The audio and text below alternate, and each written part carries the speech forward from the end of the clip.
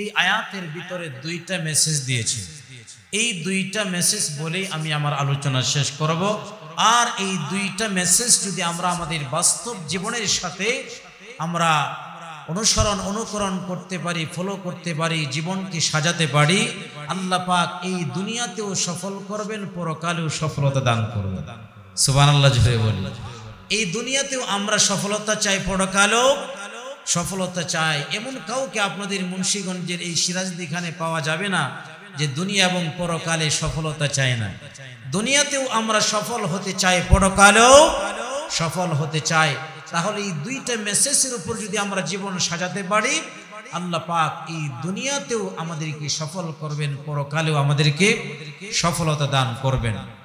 তাহলে আমরা শুকর আদায় করলাম কার? আল্লাহর শুকর আদায় করলে লাভ না লস? আর একটু জুড়ে বলি, লাভ না লস? আল্লাহর শুকর আদায় করলে কেমন লাভ আল্লাহ নিজেই বলেন, লা ইন শাকারতুম লাযীদান্নাকুম ওয়া লা ইন কাফারতুম ইন্না আযাবী লাশাদীদ। আমার ভাইরা, আল্লাহ পাক রব্বুল আলামিন বলেন, যদি তোমরা আমি আল্লাহর নিয়ামতের শুকর আদায় করো, লা আযীদান্নাকুম, অবশ্যই তোমাদের নিয়ামতকে আমি আল্লাহ বৃদ্ধি করে দিব, তোমাদের নিয়ামতকে আমি আল্লাহ পাক বাড়িয়ে দিব। ওয়ালা ইন কাফারতুম, আর যদি আমার নিয়ামতের অকৃতজ্ঞ হও, আমার নিয়ামতের না শুকরিয়া যদি করো, আল্লাহ পাক রব্বুল আলামিন বলেন আমার আযাব বড় শক্ত, ইন্না আযাবী লাশাদীদ, আমার আযাব বড় শক্ত। আল্লাহর আযাব কেমন শক্ত? কয়েক সেকেন্ডের মাধ্যমে শত শত হাজার হাজার বিল্ডিং গুলোকে মাটির নিচে ধাবিয়ে দেন, ঠিক কিনা বলেন? সমস্ত ক্ষমতার মালিক কে? আর একটু যেটা বলেন কে? এজন্য আমাদের সব কিছু হবে একমাত্র আল্লাহর জন্য, ঠিক কিনা বলেন? তাহলে দুইটা মেসেজ আমি আপনাদের সামনে বলেছি, আলোচনা করব। এক নাম্বার, আল্লাহ পাক রব্বুল আলামিন বলেন, ওয়া কাদা রাব্বুকা আল্লা তা'বুদু ইল্লা ইয়্যাহ। আল্লাহ পাক রব্বুল আলামিন বলেন তোমাদের রবের পক্ষ থেকে ফয়সালা হয়ে গেছে, সিদ্ধান্ত হয়ে গেছে, লা তা'বুদু ইল্লা ইয়্যাহ, আল্লাহ ছাড়া কারো ইবাদত করবা না, আল্লাহ ছাড়া কারো গোলামি করবা না, আল্লাহ ছাড়া কারো উপাসনা করবা না। আমাদের যা কিছুর প্রয়োজন চাইবো কার কাছে? আমাদের সাহায্যের প্রয়োজন, রিজিকের প্রয়োজন, সম্মানের প্রয়োজন, চাকরি বাকরির প্রয়োজন, যখন যা কিছুর প্রয়োজন হবে, সন্তানের প্রয়োজন, ছেলের প্রয়োজন, মেয়ের প্রয়োজন, আমাদের যা কিছু হাওয়া এজ হবে, শুধুমাত্র আমরা চাইবো, জুড়ে বলেন কার কাছে? আল্লাহর কাছে চাইলে কেউ খালি হাতে ফিরে না, আল্লাহ নিজে বলেন, وَإِذَا سَأَلَكَ عِبَادِي عَنِّي فَإِنِّي قَرِيبٌ।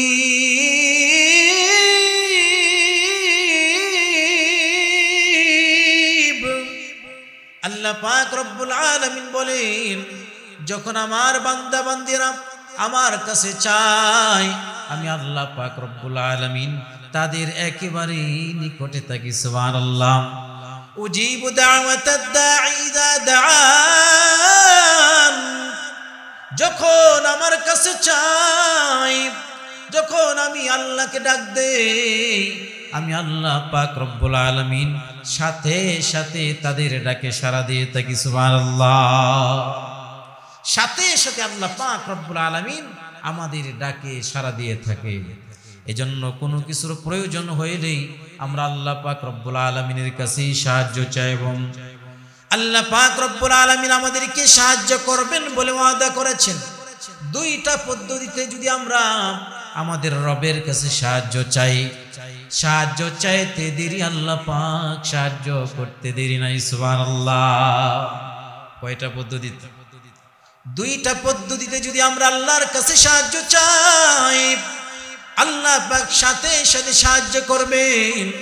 আল্লাহ পাক রব্বুল আলামিন বলেন, ইয়া আইয়ুহাল্লাযীনা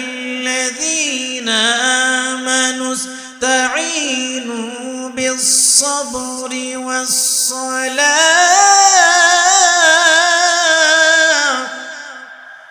ইন্নাল্লাহা মা'আস-সাবিরিন।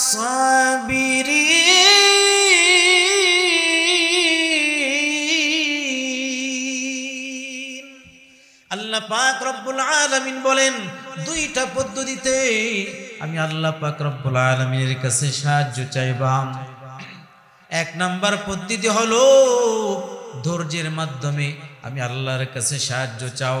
বিপদে পড়ে গেলে হতাশ হইবা না, হয়রান হইবা না, কোনো টেনশন পেরেশানি করবা না, ধৈর্য ধারণ করো। আর দুই নাম্বার বিসসালাহ, এক নাম্বার সবরের মাধ্যমে, দুই নাম্বার সালাতের মাধ্যমে যখনই কোনো কিছুর প্রয়োজন হয় নামাজে দাঁড়িয়ে যাও, আমি আল্লাহর কাছে সাহায্য চাও। যখন নবীজির কোনো কিছুর প্রয়োজন হয়েছে সাথে সাথে নবীজি নামাজে দাঁড়িয়ে গেছে। সুবহানাল্লাহ। নবীজির একজন সাহাবী বড় টেনশন, বড় পেরেশানি, টেনশন পেরেশানি নিয়ে মসজিদের মধ্যে এসেছে। নবীজি তার চেহারাটা মলিন দেখে বললেন, কি হয়েছে তোমার? ওই সাহাবী ডাক দিয়ে বলেন, ইয়া রাসূলুল্লাহ, ইয়া হাবিবাল্লাহ, আমার সংসারের ভিতরে অভাব অনটন লেগেই আছে। আমার ঋণের পাহাড় আমার মাথার উপর যেন চেপে বসেছে। রিজিকের অভাব, বড় টেনশন পেরেশানিতে আছি গো নবী। আল্লাহর পয়গম্বর ডাক দিয়া বলেন, জলদি করে যাও, নামাজে দাঁড়িয়ে যাও, নামাজ পড়ো। নবীজির কথা অনুযায়ী ওই সাহাবী নামাজে দাঁড়ায় গেলেন, নামাজের ভিতরে নিয়ত করলেন, নামাজ পড়লেন। নবীজির কাছে আসলেন, ওগো পয়গম্বর, নামাজ পড়লাম তো, আমার সাহায্যের খবর কি? নবীজি বললেন, আবার যাও নামাজ পড়ো। আবার আসলেন, আবার নবীজি বললেন, যাও আবার নামাজ পড়ো। সাহাবী এইভাবে প্রায় 8 রাকাত নামাজ আদায় করলেন, বাসায় চলে গেলেন। বাসায় চলে যাওয়ার পর লক্ষ্য করে দেখি পুরনো তার ঘরের ভিতরে একটা চাক্কি ছিল। আপনারা দেখেছেন, আগের যুগের মানুষেরা দেখেছেন চাক্কি দ্বারাতে গম পিষত, আটা বানাইত, এবং চাক্কি আছে না, গিয়া দেখে ওই চাক্কি থেকে অটোমেটিক আটা বের হচ্ছে। সুবহানাল্লাহ। অটোমেটিক ঘুরতেছে আর আটা আসতেছে। ওই সাহাবী যতগুলো পাত্র ছিল সব পাত্রগুলো আটা নিয়ে ভরপুর করে দিল। সাহাবীর মনে কৌতূহল, প্রত্যেক আটাগুলো আসতেছে, আমার দেখার প্রয়োজন। অবশ্য তালাশ করার জন্য সাহাবী আবার লেগে গেল, প্রত্যেক আটাগুলো আসে। আল্লাহ পাক তো এইভাবে সাহায্য করেন। ওই সাহাবী যখন ওই চাক্কির কিনারায় পৌঁছলো, উৎস তালাশ করার জন্য যখন কাছাকাছি গেল, কাছাকাছি যাওয়ার পর সাথে সাথে ওই চাক্কি গুড়াটা বন্ধ হয়ে গেল, আটাও আসাটা বন্ধ হয়ে গেল। সুবহানাল্লাহ বলে নবীজির কাছে ওই স্বামী সমস্ত ঘটনা খুলে বললেন। পয়গম্বর আরবি ডাক দিয়ে বলেন, ও আমার সাহাবী শুনো, তুমি যদি ওই আটার উৎস তালাশ করতে না যাইতা, কিয়ামত পর্যন্ত ওই চাক্কি ঘুরতে থাকতো আর চাক্কি থেকে আটা আসতো। আল্লাহু আকবার। এই জন্য আল্লাহর কাছে যদি আমরা সাহায্য চাই নামাজের মাধ্যমে, ধৈর্যের মাধ্যমে, এই দুই পদ্ধতিতে যদি আমরা আমাদের রবের কাছে সাহায্য চাই, আল্লাহ পাক রব্বুল আলামিন গায়বী ভাবে আমাদেরকে সাহায্য করবে। সাহাবায়ে কেরামদেরকে যে আল্লাহ সাহায্য করেছিলেন সেই আল্লাহ এখনো আছে না নাই?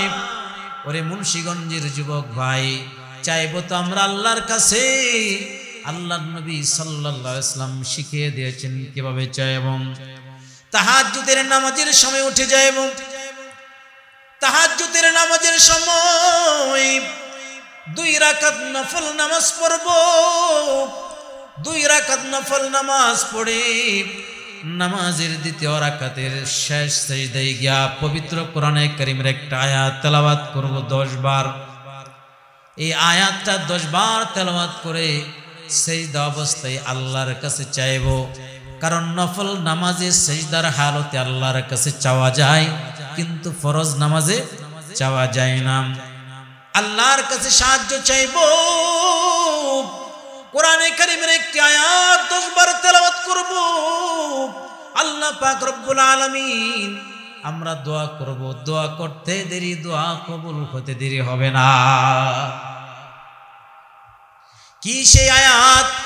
যে আয়াতটা সিজদায় গিয়া 10 বার তেলাওয়াত করলে আল্লাহ পাক আমাদের দোয়াগুলো কবুল করে নেবেন। আল্লাহ রব্বানা আতিনা, হে আমাদের রব আমাদেরকে দান করেন, ফিদ দুনিয়া হাসানা, দুনিয়ার কল্যাণ সমূহ আমাদেরকে দান করেন, ওয়া ফিল আখিরাতি হাসানা, আর পরকালের কল্যাণ আমাকে দান করেন। মুফাসসিরিন কেরাম আয়াতের ব্যাখ্যা করেন, দুনিয়ার কল্যাণ বলতে দুনিয়াতে আমাদের চলার জন্য রাস্তাঘাটের প্রয়োজন, দুনিয়াতে চলার জন্য যানবাহনের প্রয়োজন, দুনিয়াতে থাকার জন্য ঘরবাড়ির প্রয়োজন, পরিধান করার জন্য বস্ত্রের প্রয়োজন, খাবার প্রয়োজন, যা কিছুর প্রয়োজন দুনিয়াতে চলার জন্য আল্লাহ পাক রব্বুল আলামিন দুনিয়ার সব কিছুর ব্যবস্থা করে দিবেন। সুবহানাল্লাহ। ওয়া ফিল আখিরাতি হাসানা, আর পরকালের কল্যাণ আমাকে দান করেন। পরকালের কল্যাণ বলতে যখন আমলনামা দেওয়া হবে, আমলনামা ওজন করা হবে, আমলনামা যখন ওজন করা হবে নেকের পাল্লার ওজনটা ভারী হয়ে যাবে। আমলনামা যখন দেওয়া হবে, ডান হাতে আমলনামা দেওয়া হবে, পুলসেরাতের পুল যখন পাড়ি দিবে বিদ্যুৎ আকারে পার হয়ে যাবে। আল্লাহ পাক রব্বুল আলামিন পরকালের সমস্ত রাস্তাগুলো আসান করে দিয়ে আল্লাহ তাকে জান্নাতের মেহমান বানায়া দিবেন। আল্লাহু আকবার। এজন্য আল্লাহর কাছে আমরা সাহায্য চাইব। কার কাছে? এজন্য 2টা মেসেজ। 1 নাম্বার, ওয়াকাদা রাব্বুকা আল্লা তা'বুদু ইল্লা ইয়্যাহু। 1 নাম্বার মেসেজ হলো আমরা একমাত্র ইবাদত করব, গোলামি করব আল্লাহ। ইবাদত কার করব? আল্লাহর করব, উপাসনা করব আল্লাহর। আল্লাহর সাথে কাউকে অংশীদার স্থাপন করা যাবে না। কারণ যারা আল্লাহর সাথে অংশীদার স্থাপন করে আল্লাহ পাক তাদেরকে জালেম বলেছেন।